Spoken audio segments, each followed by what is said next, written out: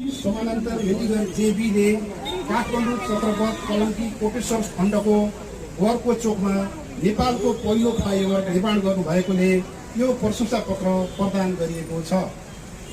आगामी दिनमा विकास निर्माणको क्षेत्रमा अझ बढी योगदानको अपेक्षा राख्दै यहाँको उत्तरोत्तर प्रगतिको कामना गर्दछौँ। श्री केशव कुमार शर्मा, सचिव, भौतिक पूर्वाधार तथा यातायात मन्त्रालय, श्री देवेन्द्र दाहाल, माननीय मन्त्री, भौतिक पूर्वाधार तथा यातायात मन्त्रालय, श्री केपी शर्मा ओली, सम्माननीय प्रधानमन्त्री, नेपाल सरकार।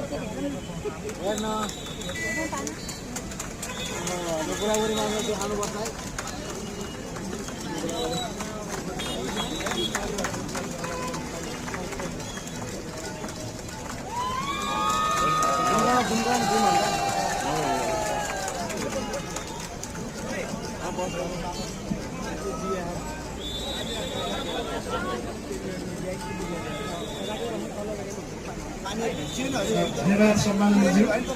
म आफू पनि यसको रेखाङ्कन र ठेक्का व्यवस्थापनको प्रारम्भमा रहेको र घुमी फेरि मै महानिर्देशक भएको बेला सम्माननीयज्यूबाट यसको उद्घाटन गर्न पाएकोमा आफूलाई भाग्यमानी सम्झेको छु। अब हामी यस कार्यक्रमको अत्यन्त महत्त्वपूर्ण चरणमा प्रवेश गरेका छौँ। यस कार्यक्रमका प्रमुख अतिथि सम्माननीय प्रधानमन्त्री केपी शर्मा ओलीज्यूलाई मन्तव्यको लागि विनम्र अनुरोध गर्दछु र साथै यो कार्यक्रम समापन गरिदिनु हुन पनि हार्दिक अनुरोध गर्दछु। यस कार्यक्रम सञ्चालनको क्रममा मबाट कुनै त्रुटि भएको भए माफी माग्दै